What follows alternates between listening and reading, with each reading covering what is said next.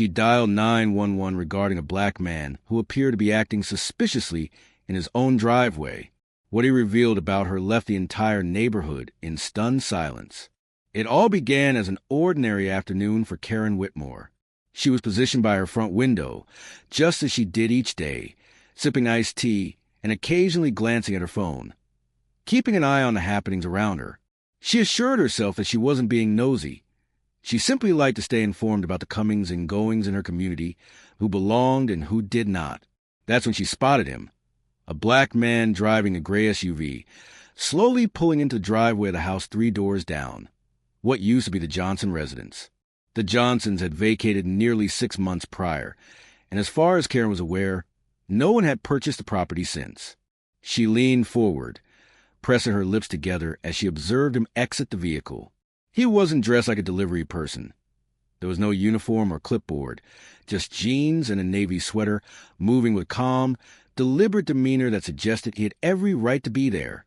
However, Karen felt uncertain. She squinted as she watched him walk to the trunk, retrieve a couple of boxes, and carry them toward the front door. Her fingers hovered over her phone. Should she alert someone? Perhaps he was with the realtor, or maybe a contractor working inside. But she hadn't seen a for sale sign out front in weeks. Then she noticed something else. The man wasn't merely dropping off boxes. He produced a key. A key. When he inserted it into the lock and stepped inside, Karen's heart raced, and her thumb hovered over her screen, tapping to open her recent calls. She told herself it wasn't about race. It was about safety. What if this man was squatting? What if he was attempting to break in? The neighborhood had always been peaceful, and she was determined not to let things spiral out of control. She dialed 911. 911, what's your emergency? Karen exhaled sharply, keeping her gaze fixed on the house. Yes, I'd like to report a suspicious individual. A man just entered a vacant home on my street, and I don't think he's supposed to be there. The dispatcher's voice remained calm. Can you describe the individual? Karen hesitated for a brief moment. A black male, medium build. He parked a gray SUV in the driveway and used a key to enter. There was a slight pause. So he used a key? Yes, Karen replied quickly. But the house has been empty for months. I'm not sure if he's authorized to be there. The dispatcher requested her name, location, and a few additional details before responding. We'll send an officer to check it out. Karen thanked him and hung up, leaning back with her arms crossed, feeling an unusual mix of satisfaction and anxiety. She wasn't accusing the man of anything. She was merely ensuring everything was in order. That's what a good neighbor would do. A few minutes later, she heard the distant wail of sirens. A police cruiser arrived at the house, stopping just behind the SUV. 2 officers emerged, hands resting near their belts. Karen watched as a man exited the house, confusion crossing his face as the officers approached. She couldn't hear their conversation, but she observed the way his brows furrowed and how his hands slowly lifted, palms up, as if trying to explain something. The officers gestured toward his vehicle and then toward the house. Karen leaned in closer, her heart racing. Then she saw something that made her stomach drop. The man reached into his back pocket and pulled out a set of papers, holding them up for the officers to see. One of the officers glanced at the documents and nodded. It didn't take long for the tension in their posture to dissipate. Within a minute, the officers appeared to relax. The man gestured toward the door, and one officer even gave him a slight nod before stepping back toward the cruiser. Karen's mouth went dry. Something was amiss. They weren't arresting him. They weren't even questioning him anymore. Instead, they were returning to their vehicle as if nothing had happened, as if she had made a mistake. But Karen had no idea that this was only the beginning. Her grip on the iced tea tightened as she watched the officers turn away from a man, as if everything had been resolved. Resolving how? Abruptly, she stood up, pushing open her front door and stepping onto her porch, pretending to check her mailbox, just close enough to hear, but not so close as to appear too obvious. The man she had presumed was trespassing stood with his arms crossed, shaking his head as he looked toward the patrol car. One of the officers gave him a light pat on the shoulder before returning to the driver's side. Unable to contain herself any longer, Karen marched across her lawn, waving her hand. "Excuse me." One of the officers, a middle-aged man with a slightly graying buzz cut, turned back. "Ma'am." Karen forced a polite smile. "What's going on?" "I'm the one who called. I saw this man enter the house, and I was concerned. The property has been vacant for months." The officer sighed, glancing at the man before returning his gaze to her. "Ma'am, this is Mr. Ellington. He's the new owner of the house. He moved in today." Karen blinked, feeling her skin prickle. The man standing a few feet away exhaled sharply. "Yeah, I live here." His voice was calm, but there was an undercurrent of controlled frustration.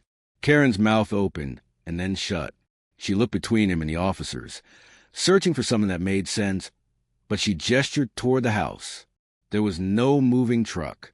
No one in the neighborhood knew. Marcus let out a dry laugh. "Didn't realize I needed to run my plans by the neighborhood committee." The officer beside him shifted slightly. "Mr. Ellington provided his paperwork, title, mortgage, driver's license. Everything checks out. There was no break-in, no suspicious activity." He narrowed his eyes slightly. "Just a misunderstanding." "A misunderstanding?" Karen's face burned. She turned to Marcus, folding her arms. "I was just trying to protect the neighborhood." "You have to understand," Marcus finished for her. "When I saw you pull in, you assumed I didn't belong." Karen's jaw tightened. "That's not what I said." "You didn't have to," Marcus shot back. There was a thick silence. Karen could feel the officer watching them both, shifting slightly, perhaps waiting for her to walk away and let it go. But she couldn't. She turned back to the officer. "I didn't do anything wrong here." The officer exhaled through his nose. "Like I said, it was a misunderstanding. But going forward, if you ever have concerns, I'd suggest speaking to your neighbors before calling us." That felt like a warning. Karen stepped back, lips pressed together. She glanced at Marcus again, expecting to see some sort of smugness in his expression, but there was none, just a look she couldn't quite decipher. The officers nodded at Marcus before heading back to their cruiser. The moment their doors shut, the tension in the air felt even heavier. Karen turned, ready to walk back to her house without uttering another word. But then Marcus spoke. "Funny," he said, his voice quieter now. "You saw me into my own home, but you never noticed I saw you first." Karen froze and slowly turned back. Marcus tilted his head, slightly. "You've been watching me, haven't you?" Her throat went dry. Marcus didn't seem angry, not exactly. He looked aware, as if he had pieced something together. "I noticed you before today, walking past, slowing down when you saw the lights were on." Karen's heart thudded against her ribs. This wasn't how things were supposed to unfold, and she had no idea just how much Marcus had already figured out. That night, Karen barely slept. Her mind replayed the way Marcus had looked at her, the way his voice had dropped just enough to unsettle her, as if he knew something she didn't. She tried to convince herself it didn't matter. The police had come, they checked everything, and that was that. Nothing more to worry about. But why couldn't she shake the feeling that she had? The next morning, she stood at her kitchen window with her coffee, peering through blinds toward Marcus's house. She expected to see him departing for work, but instead, he was in his driveway, leaning against his SUV and looking directly at her. Karen jerked back so quickly that she nearly spilled her coffee. Had he been waiting for her? Her chest tightened. Maybe he just wanted to make her uncomfortable. Fine. If he thought he could intimidate her, he was mistaken. But then the worst possible scenario occurred. Marcus walked up her driveway. Karen's heart raced. She had no time to think before the doorbell rang. She hesitated, but then forced herself to move, opening the door just enough to face him. "Hello," Marcus said casually, phone in hand resting against his hip. "Thought I'd return the favor. You seem really interested in watching me, so I figured I'd stop by and say hi." Karen maintained a neutral expression. "I don't know what you're talking about." Marcus smiled, but it wasn't a friendly smile. "See, I've got cameras, not just a doorbell kind, a full security system. Installed them before I even moved in." Karen's stomach twisted. Marcus lifted his phone, tapped the screen a few times, and then turned it around for her to see.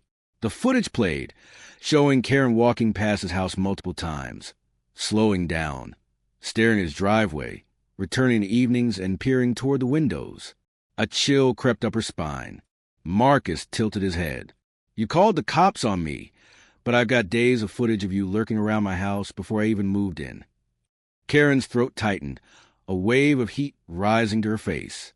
"I was just taking my usual walk." Marcus let out a short breath, shaking his head. "Right, because most people take their usual walk past the same house at the same time every single day." Karen opened her mouth to argue, but nothing came out. Marcus studied her, then pocketed his phone. "See, I wasn't sure what your deal was at first, but then I looked back through my footage. I saw the way you kept looking at the house, as if you were waiting for something." Karen's heart pounded. "That's ridiculous." Marcus took a slow step closer. "Maybe, but I did a little digging. I found out this house sat empty for months, yet somehow people around here knew it was already spoken for." Karen's lips parted, but Marcus continued. "Funny thing is, I was the only one who put in an offer. No one else, no counterbids, just me." His eyes locked onto hers. "And yet my realtor told me later that there was some neighborhood chatter that some people expected someone else to move in." Karen felt her breath hitch.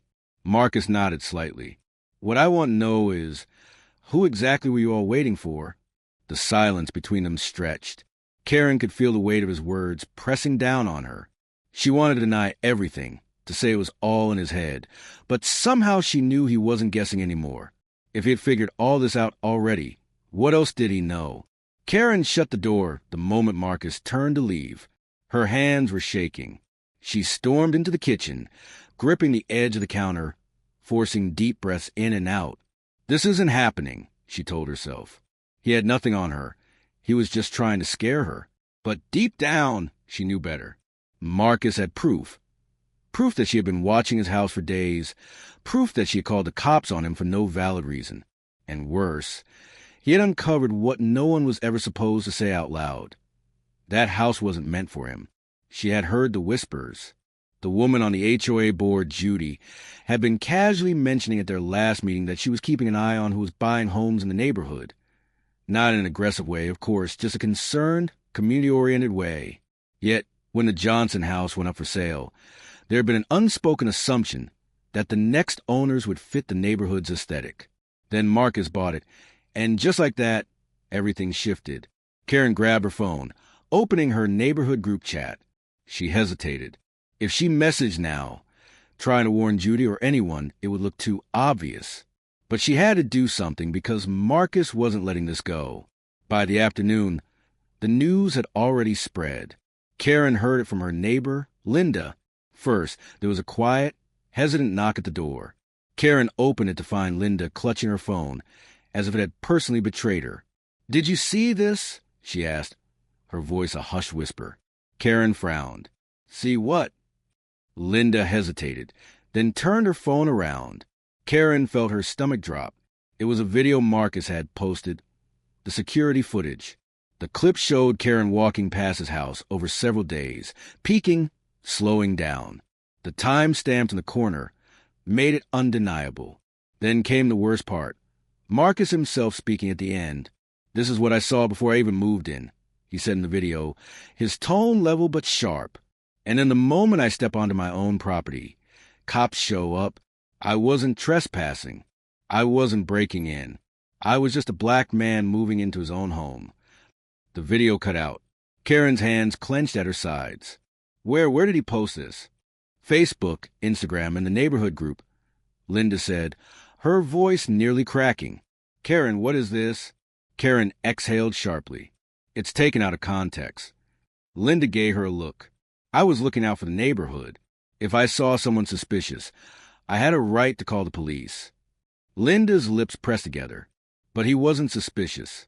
He was just moving in. Karen swallowed hard. "So now I'm a bad guy?" Linda didn't answer right away. She looked down at her phone again, then back at Karen. "People are talking." Karen stiffened. Judy already commented. Linda added hesitantly. "She's trying to do damage control." But she shook her head. "This isn't going away."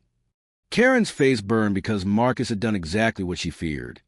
He had exposed everything, not just what she did, but why she did it. And now everyone knew. But the real fallout was only just beginning. For the next 2 days, Karen barely left her house. She had never felt this kind of humiliation before.